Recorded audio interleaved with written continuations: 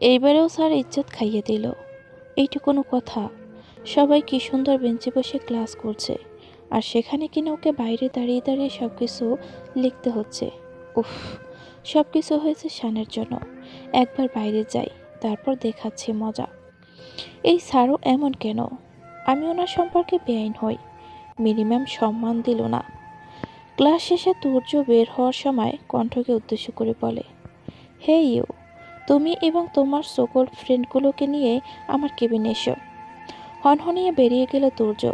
চোখ মুখ শক্ত করে নেয় কণ্ঠ। ওর বন্ধুদের সকল বলল, ইচ্ছে করছে ওর মাথা ফাটিয়ে দেয়। আসলেই সান ঠিকই বলে, বজ্জাত ছাড় একটা। ড্রেসিং টেবিলের আয়নায় নিজেকে দেখতে ব্যস্ত নীরা। আজ একটু অন্যরকম লাগছে। কাল রাতের কথা মনে পড়তেই লজ্জা এসে জড়িয়ে ধরছে নীলাকে। বারংবার কেঁপে উঠছে নীলা।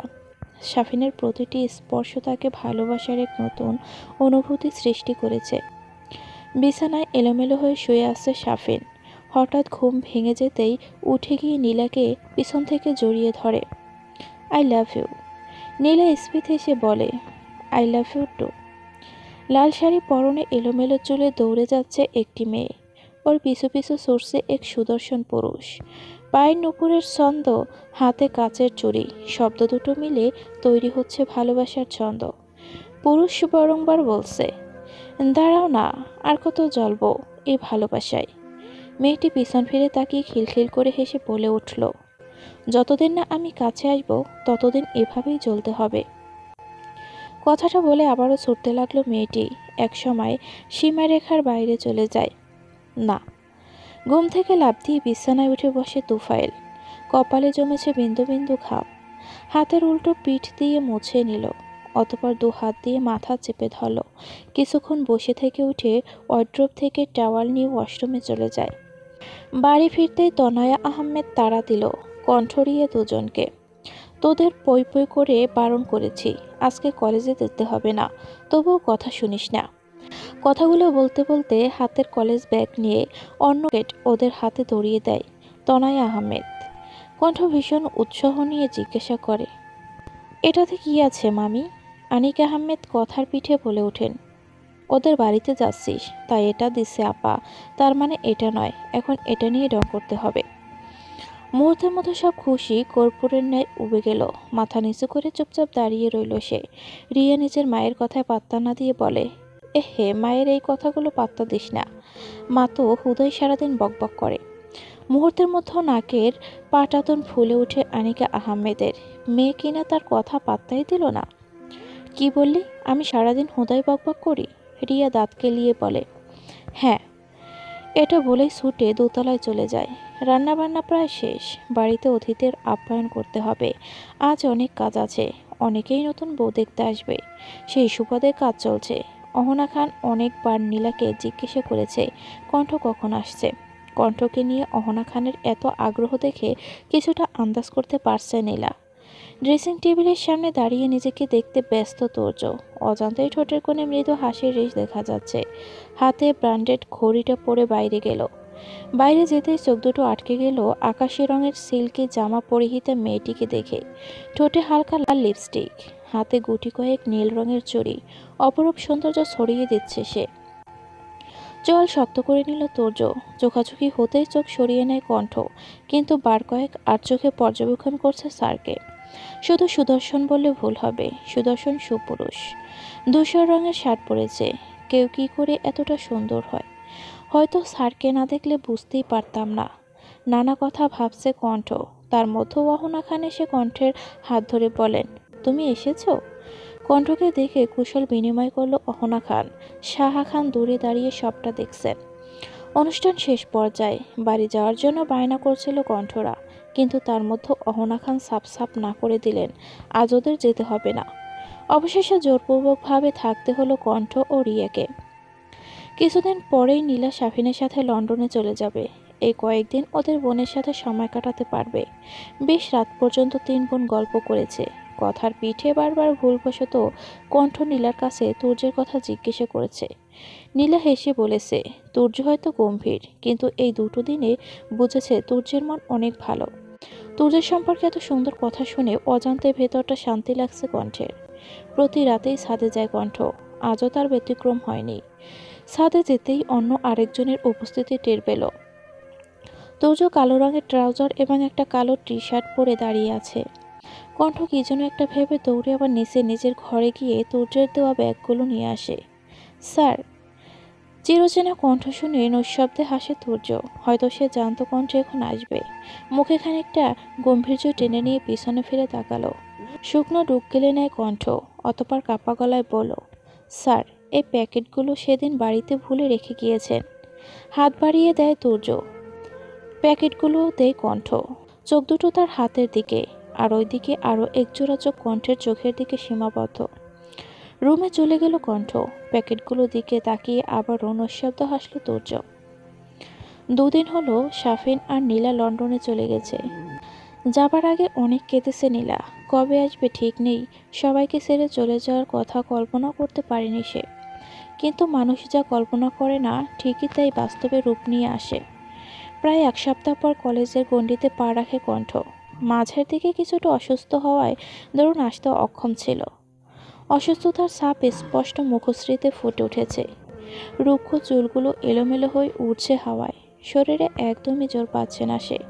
চোখের নিচে জমেছে কালো দাগ ছোপ। কণ্ঠকে দেখে দেহে প্রাণ ফিরে আসার মতো আনন্দ অনুভব করছে বন্ধু মহল। সোহা গিয়ে দৌড়ে জড়িয়ে ধরল কণ্ঠকে। সবার মুখে তৃপ্তির হাসি। কণ্ঠ, তোর এই অবস্থা কে? কার কাছ থেকে ছ্যাঁকা খাইয়ে ব্যাকা হয়ে গেলি? তারিফের কথা শুনে হু হু করে হেসে উঠল সবাই। কণ্ঠ তারিফের কথার পিঠে বলে ওঠে, তোর কি মাথার তার গেছে? কি বলিস এসব? গাইস গাইস, এসব বাদ, চল ট্রুথ অ্যান্ড ডেয়ার খেলি। তাহিয়ার আইডিয়া বেশ ভালো লাগে কণ্ঠের। অতপর সবাই গেম শুরু করে। রিয়া প্রথমে শানকে বলে, আগে তুই বল, ট্রুথ না ডেয়ার? শান বেশ পুরুষত্ব দেখিয়ে বলে, অলওয়েজ ডেয়ার। কি কবি ক। রিয়া, কণ্ঠ, সোহা, তাহিয়া নিজেদের মধ্যে আলোচনা করে হেসে কুটি কুটি অবস্থা। অতপর রিয়া বলে ওঠে, ওই দেখ ডাস্টবিন, ওইটা নিয়ে এখন মাঠের সব ময়লা তুলে ফেল। মুহূর্তে মুখ চুপসে গেল শানের। অসহায় দৃষ্টিতে তাকায় সবার দিকে। অবশ্য কেউ তেমন একটা পাত্তা দেয় না। কিছু না পেয়ে একে একে সব ময়লা ডাস্টবিনে তুলে নেয় শান। ঘেমে একাকার অবস্থা ওর। সবাই ওকে দেখে হাসছে। এবার কণ্ঠের পালা। সোহা কণ্ঠকে ডেয়ার দেয়, তুই বরং একটা চিঠি লেখ। হঠাৎ চিঠির কথা শুনে পুরো কুঁচকে নেয় কণ্ঠ। এত সহজ কাজ দিল কণ্ঠকে। ভেবে সবাই সোহার দিকে তাকিয়ে আসে। সোহা সবাইকে কাছে ডেকে কি যেন কানে কানে বলো। শোনার বৃথা চেষ্টা করলো কণ্ঠ। সবাই ওকে চেপে ধরলো চিঠি লেখার জন্য। অবশেষে নতুন করে একটা চিঠি লিখে কণ্ঠ। লেখা শেষ হতেই তাহিয়া সু মেরে নিয়ে নিল। কিছু সময় পর সবাই ক্লাসে চলে গেল। বিকেলের দিকে বাড়ি ফিরতে আবার সেই অজানা নাম্বার থেকে কল আসলো। বুড়ো কুঁচকে নিল কণ্ঠ। কে এটা? হঠাৎ হঠাৎ কল করছে কিন্তু কিছুই বলছে না। তার মানে কি? আচ্ছা, ফ্রেন্ডরা মজা করছে না তো? ভাবনার মাঝে ফোন কেটে গেল। ফোন বিছানায় রাখতে যাবে তার আগেই আবার টুংটুং শব্দ করে বেজে উঠল। ফুস করে শ্বাস টেনে নিল কণ্ঠ। শান্ত কণ্ঠে জিজ্ঞেসে করল, হ্যালো, কে? সেদিনের মতো অপর পাশ থেকে কোনো জবাব এলো না। বিরক্ত হলো কণ্ঠ। আবারও শুধায়, তবে রাগ মিশ্রিত কণ্ঠে বলে ওঠে, কে বলছেন? কথা বলছেন না কেন? হ্যালো। ফোন কেটে গেল। নাম্বার থেকে মেসেজ আসলো। মিষ্টি কণ্ঠস্বর শুনতে ইচ্ছে করছিল। মন শান্ত হয়ে গেছে। টাটা। সাথে এতগুলো ভালোবাসা। আর কিছু ছিল না। চোখ কপালে উঠে গেল কণ্ঠের। এটা কে ছিল? কি লিখেছে সব? মাথায় আকাশ ভেঙে পড়ল মনে হচ্ছে কণ্ঠের। ভাবতে ব্যর্থ সে। প্রচণ্ড মাথা ব্যথা করছে। অবশেষে ফোন রেখে বিছানায় গা এলিয়ে দিল কণ্ঠ। সকালের নাস্তা রেডি করে রাখে কণ্ঠ। খাবার টেবিলে আসেন আহাদ আহমেদ, শাহাদ আহমেদ। তুফাইল সকাল সকাল বেরিয়ে গেছে। কি একটা কাজ আছে সেটা বলে। খাবার বেড়ে দিচ্ছে কণ্ঠ। আজ বেশ তৃপ্তি করে খাচ্ছে সবাই। অনেকদিন পর কণ্ঠের হাতের রান্না খাচ্ছে। মুখে হয়তো আহাদ আহমেদ কিছুই বলছে না, কিন্তু মনে মনে বেশ প্রশংসা করছে কণ্ঠের রান্নার। ব্যাগ নিয়ে কলেজের উদ্দেশ্যে রওনা দিয়েছে কণ্ঠ। রিয়া কণ্ঠের হাতে রসায়ন বই আছে। কলেজের গেটে পা রাখতেই বুকের ভেতর ধরফর করে উঠল সামনের লোকটিকে দেখে। লম্বা ফর্সা লোকটাকে দেখে হৃদয় যন্ত্রটা লাফাতে শুরু করেছে। ব্ল্যাক স্যুট পরে দাঁড়িয়ে আছে সে। আজ প্রথম ক্লাস ওনারই। সকাল সকাল এভাবে অপমানিত হতে হবে কোশমিনকালও কল্পনা করেনি কণ্ঠ। সবার অগোচরে চোখ থেকে গড়িয়ে পড়া অশ্রুকণা মুছে নেয় সে। ক্যান্টিনে বসে আছে কণ্ঠ, নিজেকে খানিকটা গুটিয়ে নিয়েছে সে। যেই তার পাশ দিয়ে যাচ্ছে তারাই যেন মুখ চেপে হাসি থামানোর চেষ্টা করছে। কলেজে কিছু ম্যাম তীক্ষ্ণ দৃষ্টি নিক্ষেপ করছে তার দিকে। দূরে দাঁড়িয়ে সবটা পর্যবেক্ষণ করছে সোহা, শান, তারিফ, তাহিয়া এবং রিয়া। নিজের বোকা বোনের জন্য বেশ মন খারাপ লাগছে তার। নিজেদের অপরাধী মনে হচ্ছে সবার। সেদিন আর ক্লাস করলো না কণ্ঠ, বাড়ির পথে রওনা দিল। ওর পিছু পিছু রিয়াও ছুটে যায়। শান বলেছে ওরা কি পড়া দেয় জানিয়ে দেবে, আর সাথে এটাও বলেছে কণ্ঠের খেয়াল রাখতে। বাড়ি খালি খালি লাগছে অহনা খানের। এই ৩-৪ দিন নীলা কেমন সবার মনে জায়গা করে নিয়েছে। হঠাৎ এভাবে চলে যাবে ভাবতে পারেনি কেউ। অহনা খানের হঠাৎ কণ্ঠের কথা মনে পড়ল। মেয়েটাকে বেশ মনে ধরেছে ওনার। কত মিষ্টি মেয়ে। সেদিন বাসায় আসার পর ছট করে মিশে গেছে সবার সাথে। কিছু মানুষ অমায়িক হয়, বলার মতো না। বাড়িতে প্রবেশ করলো তুর্য। সোফায় গিয়ে বসলো। ওর পাশে এসে বসলো শাহিনা খান। তুর্যের মাথায় হাত বুলিয়ে বলল, দাদু ভাই, আমার তোর লগে কথা আছে। তুর্য শাহিনা খানের হাত মুঠো করে নিয়ে বলল, হ্যাঁ বলো দাদি। শাহিনা খান স্বভাব সুলভ হেসে বলে, দেখ দাদু ভাই, বয়স তো কারোর জন্য থেমে থাকে না। দিনে দিনে তো তোমার বয়স বাড়তাছে। এবার বিয়েটা কইরে নাও দাদু ভাই। ফুস করে শ্বাস টেনে নিল তুর্য। অহনা খান সবটা শুনছেন। এবার উনি শাশুড়ির সাথে একমত। ছেলের তো বয়স বাড়ছে, কিন্তু তার দিকে খেয়াল নেই। কিরে দাদু ভাই, বল কিছু। তুর্য স্পিত হেসে বলে, আচ্ছা করব বিয়ে, মেয়ে দেখো। তুর্য বিয়ে করবে কথাটা কর্ণস্পর্শ করতেই আনন্দে চোখ দুটো চিকচিক করে উঠল অহনা খানের। শাহিনা খান উৎফুল্ল হয়ে বলেন, সত্যি দাদু ভাই? তুর্য মাথা এপাশ ওপাশ নাড়িয়ে ছোট্ট করে হুম শব্দ করে বসা থেকে উঠে দোতলায় চলে যায়। শাহিনা খান, অহনা খান এবং সাহা খানকে ডেকে বলল, বড় বউ, মেজ বউ, তোমরা কই? আমার বড় নাতির লাগে পাত্রী দেখো। আচ্ছা, আমাকে কি তুর্য ভালোবাসে না? আমি তো ওকে অনেক ভালোবাসি। কথাটা ভাবতেই একরাশ বিষণ্ণতা চেপে ধরে সহিতাকে। সে কলেজ লাইফ থেকে দুজনে ফ্রেন্ড। সহিতা একবার নিজের অনুভূতি প্রকাশ করেছে তুর্যের সামনে, কিন্তু তুর্য বরাবরই না করেছে। যেহেতু বেস্ট ফ্রেন্ড, তাই আর তেমন একটা জোর করেনি সহিতা। তবুও ওদের মধ্যেও বেশ ভালো সম্পর্ক ছিল। কিন্তু ইদানিং তুর্য অনেক বদলে গেছে। মনে মনে ভেবে নেয় যদি তুর্য কখনো ওকে নিজের কাছে টেনে না নেয় তাহলেই সিদ্ধান্ত নেবে। জানালার কাছে চুল ছেড়ে একাকী দাঁড়িয়ে আছে কণ্ঠ। জানালার কপাট খুলে দেওয়ায় হিম হাওয়া ভেতরে প্রবেশ করছে। আকাশ জুড়ে মেঘ জমেছে, তেমনি মনের এক আকাশ সম অভিমান জমেছে কণ্ঠের তার বড় মামার প্রতি। কিছুক্ষণ আগে বাড়িতে আসা মাত্র আহাদ আহমেদ কাছে ডাকেন কণ্ঠকে, শোনো তনয়া, কণ্ঠকে বলো একটু আসতে। তনয় আহমেদ থ হয়ে দাঁড়িয়েছে। হঠাৎ কণ্ঠকে ডাকছে আহাদ আহমেদ বিশ্বাস করতে পারছে না তিনি। আহাদ আহমেদ আবার বলেন, কি হলো, দাঁড়িয়ে আছো যে? কণ্ঠ কি কলেজ থেকে আসেনি? তনয় আহমেদ থতমত খেয়ে বললেন, হ্যাঁ হ্যাঁ এসেছে, তুমি বসো, এক্ষুনি ডাকছি। তনয় আহমেদ নিজে গিয়ে কণ্ঠকে ডেকে নিয়ে এসেছে ড্রয়িং রুমে। কণ্ঠ গুটিসুটি হয়ে দাঁড়িয়েছে। এটার কারণও আছে। যখনই আহাদ আহমেদ কণ্ঠের সাথে কথা বলে তখন হয়তো বকা আর নয়তো চোখ রাঙিয়ে দেয়। সেই ভয়ে আজ কণ্ঠ চোখ ফেলে রেখেছে মেঝেতে।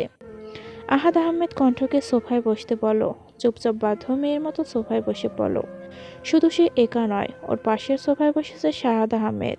মুখ জুড়ে তার আনন্দের মাখামাখি। আহাদ আহমেদ শান্ত কণ্ঠে বলো, তোমাকে তো কখনো কিছু দেয়নি, বা তোমার ব্যাপারে তেমন একটা মাথা ঘামায় না। মাথা নিচু করে সবটা শুনছে কণ্ঠ। আহাদ আহমেদ ফের বলো, এবার আমি তোমাকে নিয়ে একটা সিদ্ধান্ত নিয়েছি। এখন কথা হচ্ছে তাতে কি তুমি রাজি হবে? চোখ তুলে তাকায় কণ্ঠ। বড় মামা তাকে নিয়ে সিদ্ধান্ত নিয়েছে আর সেটা কণ্ঠ শুনবে না? এটা কি হতে পারে? কখনো না। বড় মামা যদি বলে তাকে ফাঁসি দেওয়ার সিদ্ধান্ত নিয়েছে, তবুও রাজি আছে। কণ্ঠ তড়িৎ গতিতে বলে উঠল, তুমি যা বলবে সব শুনবো বড় মামা। কণ্ঠের সম্মতি জানা মাত্রই বিয়ের কথা বলে বসলো আহাদ আহমেদ, যেটা শোনার জন্য মোটেও প্রস্তুত ছিল না কণ্ঠ। তনয় আহমেদ, আনিকা আহমেদ বেশ অবাক হয়েছে। ওরা তো সব সম্পর্কে কিছুই জানে না। ঠাস করে জানালার কপাট একটি আরেকটির সঙ্গে সংঘর্ষ হয়। তাতেই বাস্তবে ফিরে আসে কণ্ঠ। চাপা দীর্ঘ শ্বাস ফেলে সে, হয়তোবা সাথে চোখ থেকে ঝরে পড়ে দুফোঁটা অশ্রুকণা।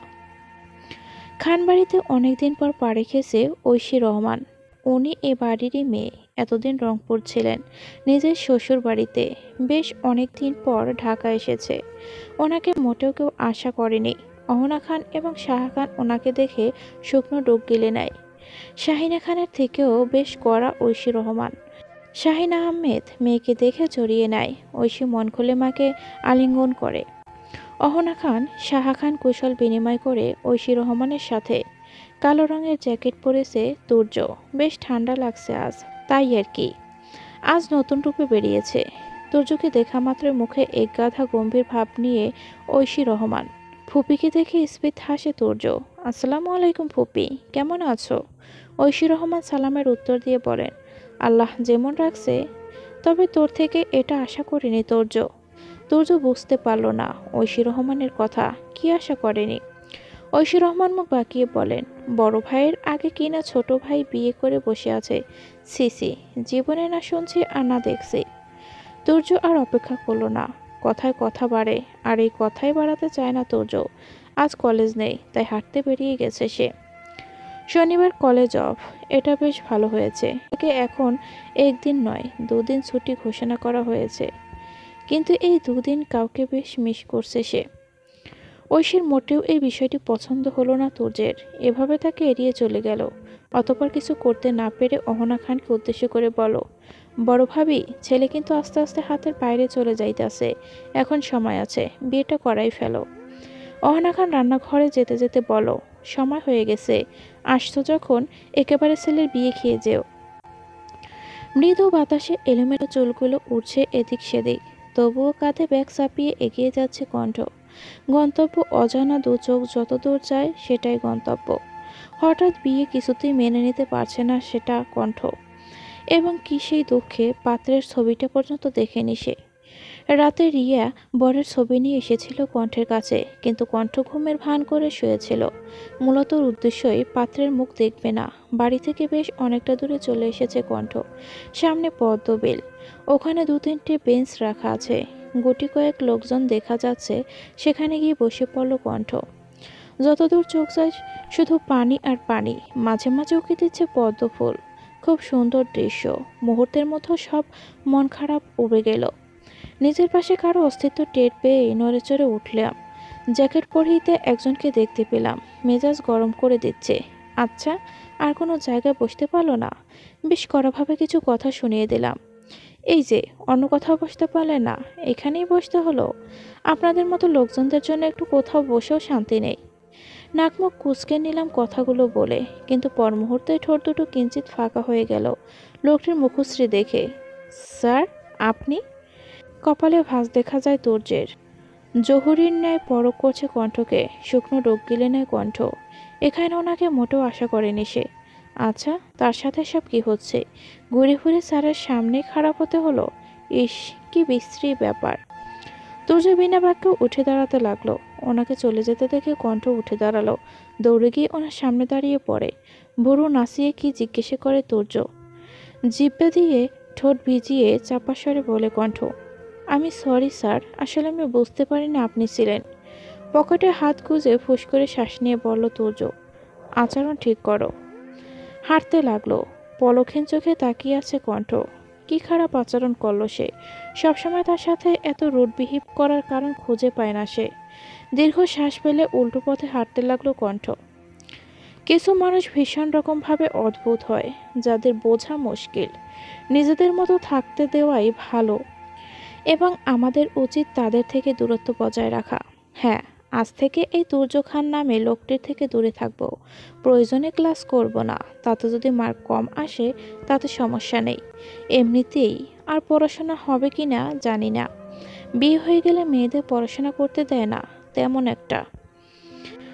আজকে গায়ে হলুদের অনুষ্ঠান ভাবতেই চমকে উঠল কণ্ঠ। চোখে পানি চিকচিক করছে, বুকের ভেতর ধড়ফড় করে উঠল। এত তাড়া কিসের? সবাই যেন ওকে বিদায় করার জন্য উঠে পড়ে লেগেছে।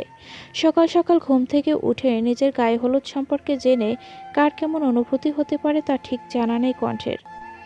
হলুদ রঙের শাড়ি পরে স্টেজের মধ্যমণি হিসেবে বসে আছে কণ্ঠ। কি থেকে কি হচ্ছে কিছুই আন্দাজ করতে পারছে না। কয়েকবার রিয়ার সাথে কথা বলতে চাইছিল, কিন্তু পারল না। রিয়াকে সকাল থেকে খুঁজেই পাচ্ছে না। কিছু দূর চোখ যেতে সামনে দাঁড়িয়ে থাকতে দেখলো সোহাকে। হালকা মিষ্টি কালারের লেহেঙ্গা পরেছে। ওর পাশেই দাঁড়ালো তাহিয়া, সেও হলুদ রঙের একটা লেহেঙ্গা পরেছে। তারিফ, সান নাচতে নাচতে ওর কাছে এগিয়ে আসছে। আহা, ওহো, আহা। শানের গান শুনে গায়ে আগুন লাগার মতো ফিল হচ্ছে কণ্ঠের। তারিফ কণ্ঠের মাথায় চাটি মেরে বলল, কি রে কণ্ঠ, কাল থেকেই তুই বিয়েতে মহিলা? কণ্ঠ ধমক দিয়ে বলল, এই দেখ, তোরা আমার সাথে কথা বলিস না, ভালো হবে না বলে দিচ্ছি। শান অসহায় দৃষ্টিতে তাকিয়ে কণ্ঠকে উদ্দেশ্য করে বলে, কণ্ঠ সিরিয়াসলি তুই বিয়ে করবি? তাও আমাগোড়াই খেস। সবাই একে অপরকে নিয়ে হাসাহাসি করছে, কিন্তু তবুও কণ্ঠের ভালো লাগছে না। সে জানে সবাই ওর মন ভালো করার জন্য এটা করছে। ফ্লাইটের জন্য অপেক্ষা করছে সহিতা। ইমার্জেন্সির জন্য তাড়াতাড়ি আমেরিকা যেতে হবে তাকে। ওর পাতানো আঙ্কেল তরিকুর মির্জা সহিতাকে বলেছে আজকেই ফ্লাইটের টিকিট নিয়ে তাড়াতাড়ি আসতে। এত তাড়াহুড়া করার কারণে কাউকে জানাতে পারেনি যাওয়ার কথাটা। মেহেদি হাতে ছুঁয়ে দিচ্ছে তনয় আহমেদ। এরপর পার্লার থেকে আসা মেয়েগুলো সবাইকে মেহেদি লাগিয়ে দিচ্ছে। কণ্ঠের বন্ধুরা সবাই আজ এখানেই থাকবে, একেবারে বিয়ের পর যাবে। স্যার এসে কণ্ঠের পাশে বসে বলল, ভাই স্যার কিন্তু সে সুন্দর বল, আর যাই হোক হ্যান্ডসাম ছেলে। তারই পাবলিশিনভাবে জবাব দেয়, ওর জামাই প্রফেসর, এখানে তো ওরই লাভ হলো, আমাকেও কিছুই হলো না। তারিফের কথায় কণ্ঠ বেশ আন্দাজ করতে পারল তার বিয়ে যার সাথে হচ্ছে সে প্রফেসর। শব্দকর্ণ স্পর্শ করতে তুর্যখানের মুখশ্রী বেশি উঠল। মুহূর্তের মধ্যে এলোমেলো দৃষ্টি নিক্ষেপ করল আশেপাশে। তাহিয়া উৎফুল্ল কণ্ঠে বলে উঠে, তুর্য স্যার তো। আর কিছু বলার আগে থামিয়ে দিল কণ্ঠ, ওনার সম্পর্কে কিছু বলিস না প্লিজ, ভালো লাগে না। বলেই উঠে গেল কণ্ঠ। ওর হঠাৎ মাথা গরম হওয়ার কারণ কেউ ধরতে পারল না। হঠাৎ করে তারিফ নিয়ে কে টেনে নিয়ে গিয়ে গান গেয়ে ওঠে, আসসালামু আলাইকুম বেয়ান সাহেব। রিয়া খিলখিল করে হেসে বলে, ওয়ালাইকুম আসসালাম বেয়াই সাহেব। কেমন আছেন বেয়ান সাহেব? বুকে বড় জ্বালা। কিসের জ্বালা বেয়ান সাহেব? নয়া প্রেমের জ্বালা। হঠাৎ এত পুরনো গান শুনে সবাই হেসে ওঠে এবং কি রিয়া তারিফের সাথে যোগ দেয়। কণ্ঠকে হাসতে বাধ্য করে এক প্রকার ওদের কাজকর্ম। হরেক রকম তাজা ফুল দিয়ে সাজানো হয়েছে রুম। বিছানার মাঝামাঝি গুটিসুটি হয়ে বসে আছে কণ্ঠ। বুকের ভেতর ধরফর করছে কেমন। এটা কেমন অনুভূতি বোধগম্য হচ্ছে না কণ্ঠের। নিজের কলেজের প্রফেসরের সাথে বিয়ে হয়েছে, ভাবা যায় না। যার থেকে দূরে যেতে চাইছিল তার কাছেই আসতে হয়েছে। তুর্য খান এখন ওনার সাথে নাম জুড়ে গেছে। দীর্ঘ শ্বাস ফেলল কণ্ঠ।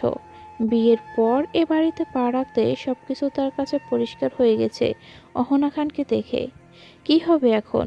উনিই বা কেন বিয়েতে রাজি হলেন? নানা চিন্তা করছে কণ্ঠ। তার মধ্য দরজা খুলে কেউ ভেতরে প্রবেশ করলো। তাতে ভয়ের মাত্রা বেড়ে গেল কণ্ঠের। নিজেকে আরো খানিকটা গুটিয়ে নিল। ভয় হচ্ছে তার। আগে তো কলেজে সারাদিন বকাঝকা করতো, এখন বাড়িতে কি করবে কে জানে। তুর্য ভেতরে এসে ওয়ার্ড্রোব থেকে ট্রাউজার আর একটা কালো রঙের টি শার্ট নিয়ে ওয়াশরুমে চলে গেল। মাথার ঘোমটা সরিয়ে পিটপিট চোখে আশপাশ দেখল কণ্ঠ। তুর্য যাওয়াতে যেন স্বস্তি পেল। কিছুক্ষণ পর তুর্য আবার এলো, সঙ্গে সঙ্গে ঘোমটা দিয়ে দিল। কণ্ঠ স্মিত কণ্ঠে বলল, তুর্য ওয়াশরুম ওদিকে, গিয়ে ফ্রেশ হয়ে আসো। কিন্তু তারপর আমার তোমার সাথে কিছু কথা বলার আছে। ফট করে উঠে দাঁড়ালো কণ্ঠ। ঘোমটা সরিয়ে অসহায় দৃষ্টিতে তাকায় তুর্যের দিকে। তুর্য নির্মেষ চেয়ে আছে তার দিকে। কণ্ঠ কান্নারত কণ্ঠে বলে, স্যার গো, সত্যি আমি জানতাম না আপনার সাথে আমার বিয়ে। দয়া করে আমার ছেড়ে দিন। চোখ মুখ শক্ত করে নেয় তুর্য। কিছুক্ষণ পরখ করে কণ্ঠকে, পর মুহূর্তে বলো, যাও ফ্রেশ হয়ে আসো। কণ্ঠ তাড়াহুড়ো করে ওয়াশরুমে ঢুকতে গিয়ে ঠাস করে ফ্লোরে হুমড়ি খেয়ে পড়ে।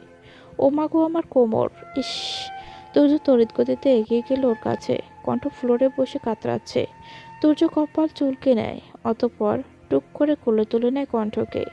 এক অজানা শিহরণ বয়ে যায় তার অঙ্গে। এলোমেলো দৃষ্টি ফেলতে থাকে চারিদিক। অস্বস্তি লাগছে তার। এই প্রথম কোনো পুরুষের এতটা কাছাকাছি সে। হৃদয় যন্ত্রটা যেন ভেতর থেকে বেরিয়ে আসছে। বিছানায় শুয়ে দেয় তুর্য কণ্ঠকে। মেয়েটা খুব বেশি চঞ্চল। ধীরে সুস্থে গেলে কি হতো? আসলেই তুমি একটি ইডিয়েট। মাথা নুয়ে নেয় কণ্ঠ। এটা হয়তো পৃথিবীর অষ্টম আশ্চর্য হবে। বর তার নতুন বউকে প্রিয়তমার বদলে ইডিয়েট বলো, বা এটাও হতে পারে বউ বাসর ঘরে হুমড়ি খেয়ে চিৎপটাং হয়ে গেছে। তুর্য মলম নিয়ে আসে, লাগিয়ে দেয় কণ্ঠের হাতে। কণ্ঠ চেষ্টা করে কিন্তু আফসোস সফল হয়নি। অতঃপর তুর্য কোমরের কাছের কাপড় খানিকটা সরিয়ে আলতো করে ক্রিম লাগিয়ে দেয়। তাতে যেন প্রাণ পাখি এক্ষুনি বেরিয়ে যাবে এমন অবস্থা কণ্ঠের। শ্বাস ফেলতে পারছে না। ভাগ্যিস লেহেঙ্গা পরেছিল, তাই তো কোমর উন্মুক্ত ছিল। যদি শাড়ি পরতো, ভাবতেই বুকটা ধুপ করে উঠল কণ্ঠের। মধ্যখানে কিঞ্চিত দূরত্ব রেখে তুর্য শুয়ে পড়ে আর কড়া গলায় বলে দেয় কণ্ঠকে, যদি কিছু প্রয়োজন হয় তাহলে যেন তাকে ডাকে। একা কিছু করতে গিয়ে যেন কোনো অঘটন না ঘটিয়ে বসে। রাতের দিকে বেশ হাঁসফাঁস লাগছিল কণ্ঠের। এভাবে লেহেঙ্গা পরে ঘুমানো যায়? একদমই নয়, কিন্তু কি করার। অতপর আর থাকতে পারল না কণ্ঠ। আলতো হাতে তুর্যকে ডাকলো, স্যার শুনছেন? স্যার, আপনি কি ঘুমিয়ে গেছেন? তুর্য পাশ ফিরে আচমকা জাপটে জড়িয়ে ধরে কণ্ঠকে। চোখ দুটো যেন এক্ষুনি মণিকোঠা থেকে বেরিয়ে আসবে।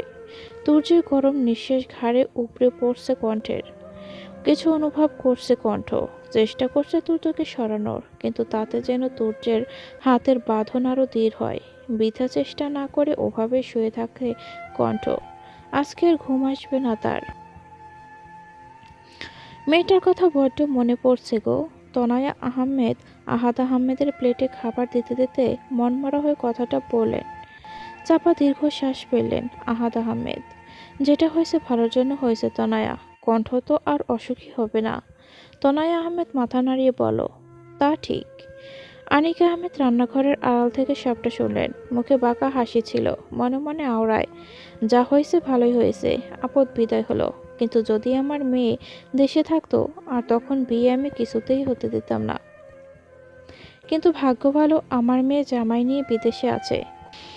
কলেজের ক্যাম্পাসে বসে আছে রিয়া, সোহা, সান, তাহিয়া, তারিফ। সবাই কণ্ঠকে ভীষণ মিস করছে। ভাই, একটা আইডিয়া আসছে। সবাই জিজ্ঞাসা দৃষ্টিতে তাকায় তারিফের দিকে। তারিফ 32 পাটি দাঁত দেখিয়ে বলে, কাল তো আমাগো কণ্ঠের ইয়ে ছিল, মানে বাসর রাত। সান ভাবলেশীনভাবে বলো, হ্যাঁ তো। তারিফ বলো, তাহলে নিশ্চয়ই ওরা এখনো ঘুমাচ্ছে। সোহা বিরক্ত নিয়ে বলো, তারিফ যা বলার সরাসরি বল না। তারিফ বলো, আহা, তোরা বুঝতে পারছিস না, ওরা ঘুমিয়ে আছে। তার মানে ওদের মতো কিসুমিসু হয়েছে। চল ফোন করে বিরক্ত করি। তাহিয়া শট করে ফোন বের করে কণ্ঠের ফোনে কল করলো। ওকে থামিয়ে রিয়া বলে উঠল, এটা ভুলেও করিস না। যদি তুর্য স্যার মানে দুলাভাই ফোন ধরে, আমাদের আচ্ছা করে শুনিয়ে দেয় তখন। মুহূর্তে চুপসে গেল তাহিয়া।